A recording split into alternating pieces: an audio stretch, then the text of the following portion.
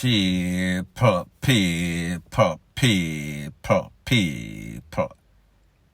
Que pasa, say what they do. Welcome to Crime Time News, where the difference is in the meds. News with a buzz. First thing that is popping in the news, it is called "The Devil Always Finds Work for Idlers. Idle dog walk idle monkey. Show me your company and I'll show you who you are." Now, I am speaking specifically about an incident that occurred in the parking lots of a Burger King in Barbican, wherein two sets of men got into some sorts of altercation. 7 a.m. in the morning. Now, people, whenever you are in any sorts of verbal dispute with anybody, physical altercation, at 7 o'clock, you must be one of the most angry person upon the face of God earth. However, stuff happen. Let me proceed. So apparently, two sets of men, one of them in a 7-seater white hatchback, look like a taxi kind of vehicle. And then the next set's in a BMW. Nice, decent car. Don't know what was the motive. Don't know who started it, who instigated it. However, what I do know is that in that same parking lot, me hear all sorts of tussle, all sorts of buckler broke, all sorts of fist a chew, all sorts of karate kick, all sorts of machete, all sorts of KNIFE. Big brawl in the morning. People, what are you doing out in the morning, 7 o'clock, if you are not going to work, if you are not going to college, if you are not going about some sorts of progressiveness in your life? But people, like me say, the devil always finds work for idlers. These young men must have been coming off of some sorts of party mission or whatever. Some sorts of up to no sorts of good, me can't say. However, what I do know, what I saw, it was not normal for the average Jamaican people. So apparently, in this whole melee, there was a youth, he was juk up and just listening to the videos. People, you understand that this is YouTube. I have all the videos. However, if I put up these videos and they hear any sorts of Jamaican dialect, once it sounds aggressive, if them see any sorts of people run a jump or skip a up, automatically that video will not be monetized. So I will send this video to my WhatsApp group. If you want the Barbican juk up, just give me your name, text me, send your name. Say you want to join the group, you want the Barbican video, and I'll send it to you ASAP. Do not call me. Do not video call me. A text will be sufficient. So anyways, during this whole back and forth, I see one of the vehicle drive off, the BMW. Some people take for themselves, some people run and jump. However, it seems as if one of their friends was not so fortunate, but the rest, they was not going to wait because other people were in hot pursuit with all sorts of KNIFE, all sorts of machete, rete. They were looking very aggressive. They held one particular man, and when them held the man, them a clot him up in him face, all sorts of MMA, all sorts of Mike Tyson, and then they were gesturing as if they was going to take off his HEAD or a couple of his hands. Rete, Lele. Them beat him down real bad. He managed to escape by slipping out of the jacket that he had on. Him take for himself. After that, I noticed that one of the persons that was trying to clot him up, he was limping. They then proceeded to walk over to a man whose name I learned to be Kirk. Kirk was sitting on the step. Kirk looked badly, INJURED. Kirk's whole body looked limp. He was not saying anything. He was pretty much motionless. Based on the voice note in the video, it seems as if Kirk was juke up by his own brother accidentally. In the whole melee, it seems as if him brother juke him up. All I heard the people them say, the whole of him belly gone. Him a BLEED out. They was telling him to wake up, wake up. However, people, it seems as if at that point, Kirk was gasping for his last BREATH at the hands of his own brother. Friendly FIRE, you call it. There was also some people in the parking lot. One lady, she was SCREAMING. Me picnic them, two picnic at the back of the car and one at the door. The children were obviously hearing all sorts of people a rumble upon the vehicle, all sorts of backlash clash, probably even lit the lady vehicle. So she was furious and justifiably so. So people, I just show you the type of mentality, the type of stuff that you see happening in Jamaica, and this is why. This badness culture, and I am not going to blame the music, but me just said this is what is being promoted every day. Nobody feel as if them can get this.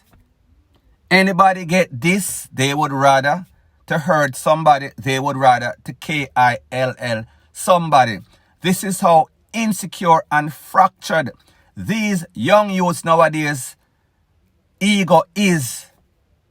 Is as if them can't stand any sorts of losses. Is as if them friend see them getting disrespected, even as minute as it could be, they feel as if they have to defend it because them have to show and tell. It is all about show and prove. These people leave their house, whatever they are going to do, and it is as if they are looking for trouble. Whenever you are looking for trouble, whenever you leave your house with no sort of KNIFE in your waist, any sort of machete under your car seat, any sort of tool, and then you pack up in a car with a whole bunch of 6 or 7 people, and those 6 or 7 people have the same sorts of mentality as you. Them don't know when to stop. Them don't know when to keep peace. It is all about aggression, aggression, aggression. Everybody is mean mugging. Everywhere they go, they are looking for trouble. You could see trouble in people's faces in a Jamaica. Them always a look on the next person. Them always a look out something. Them always can pick trouble where trouble does not even exist. This is the typical them. Yo, you know, sister, the man, they are pre me, or the boy, they are pre me. A real talk, man, or sister, the boy, I pre you. How him depend? Him no know say a badness it there, a dunceness we say. I mean, people, what is wrong with these youths? There's a thing that is called a soft word, turn it away, wrath. Grievous words stir up anger. If you live by that policy, you will be okay. However, if you look for trouble, trouble is the quickest thing that will find you. So therefore, if you seek, you are going to find. Whatever energy you put out there, that is the energy that you're going to get back. So therefore, if you leave your yard in peace, I am not saying that trouble won't find you. However, if you leave for war and them leave for them house for war, what you think are going to happen? It is not going to be anything positive. It is definitely going to be negative. The negative energy that is out there. So people, look at it now. Just because of some sorts of altercation, because when you go to Burger King, it is pretty simple, any sort of fast food outlet. You give your order, you pay your money, you take your order, and you go about your business. What could have transpired to make two set of people a clash to the point all sorts of buckle, all sorts of knife, all sorts of BS. People lose them life, people get hurt because of what? Foolishness in a Burger King. Then I saw Burger King food good. What are you even doing as a young youth? 7 o'clock in the morning, you not go to work, you not go to college, you depend on some sorts of idle tip. People like them say, idle dog, walk idle monkey. Keep up F-U-C-K-R-Y. F-U-C-K-R-Y is going to come back and haunt you. Point blank and period. Now when you ask how cold can these criminals in Jamaica be, they are colder than the winter storm that was taking place in America. And I am going to give you a perfect example. Look at the screen. This man's name is Mr. Williams. Mr. Williams operates a cook shop. He was also the manager for the car park at the transportation center for donkey years for a very long time. However, about 2:30 p.m., bright day, he lost his life. He was pounced upon by some man walking on foot, blazed him up a couple of times, and fled the scene, gone like a thief in the night, brawling broad daylight.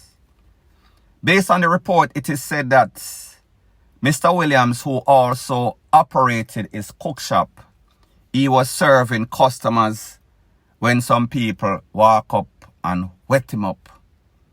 After them left, everybody gather and everybody I say, then hold on a minute. And where this 80-year-old old man couldn't do for somebody want take him away, for him lose him life like that. His daughter came on the scene. She was distraught. She could not talk. She wondered to herself, wait, my father 80.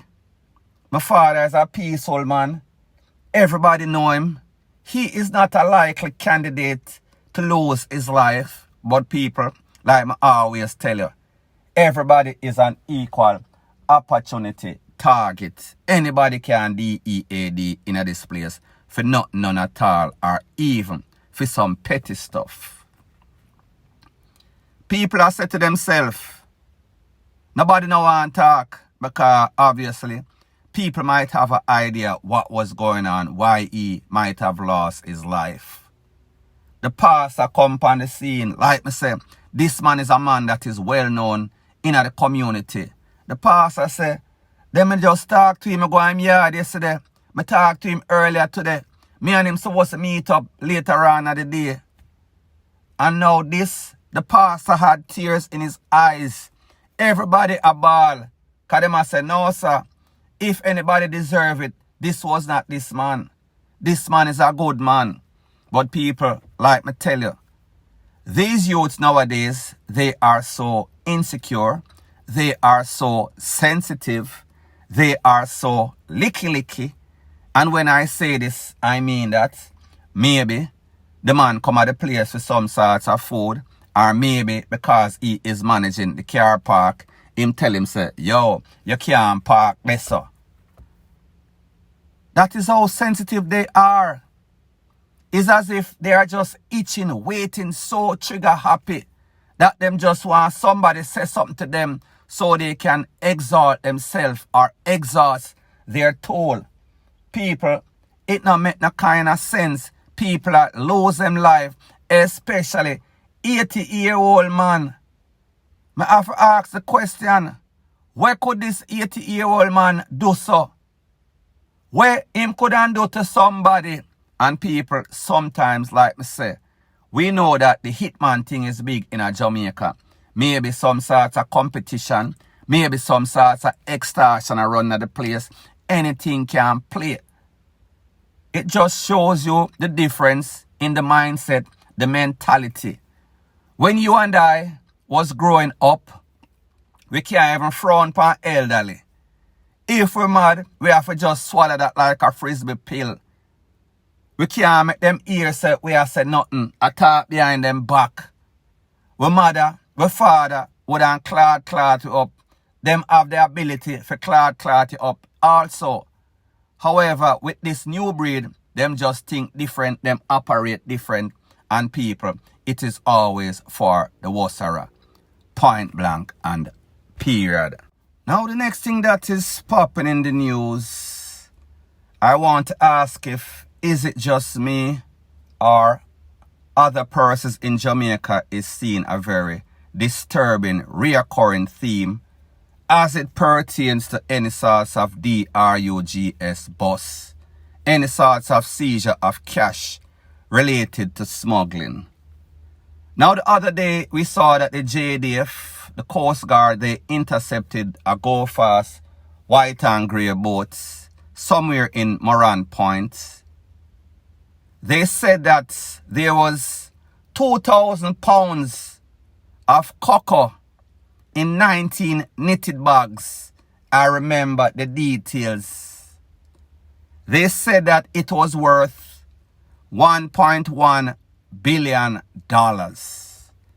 However, on the recount, they are now saying that it is 530 something kilo and $1.3 billion. Now people, me never met a school challenge quiz team. I was not a maths major or a maths professor.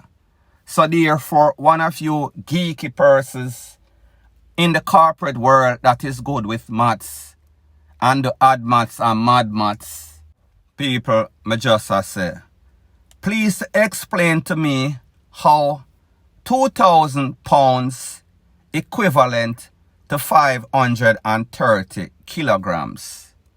Just doing a fast check, me I go say maybe about 800 or so kilograms. I know that I am off, but not as off as 530 compared to 2,000 pounds.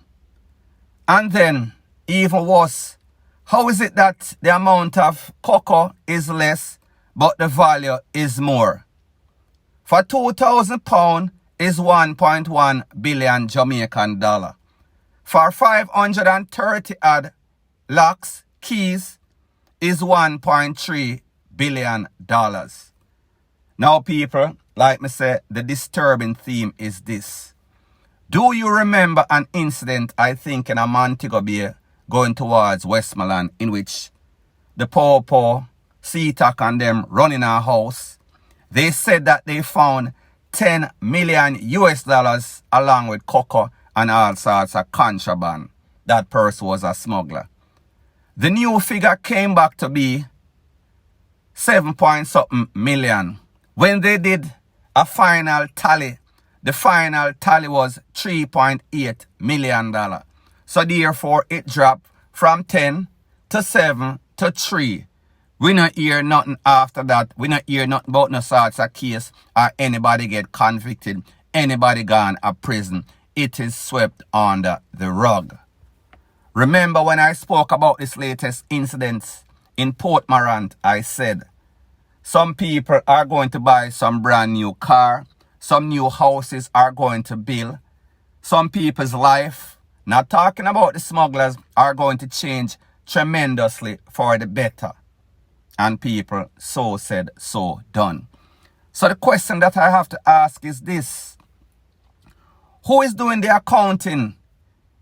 Is the accounting firm that the JCF, the JDF Coast Guard hire, the accounting firm of Dunstan, Dunsa and Dunces? Why didn't they call the count from Sesame Street? At least he could give us some sorts of tally. Why didn't they call one of those youth pan junior school challenge quiz, them little maths whiz, and make them count? Because apparently the JCF, the JDF, the Coast Guard, them can't count none at all.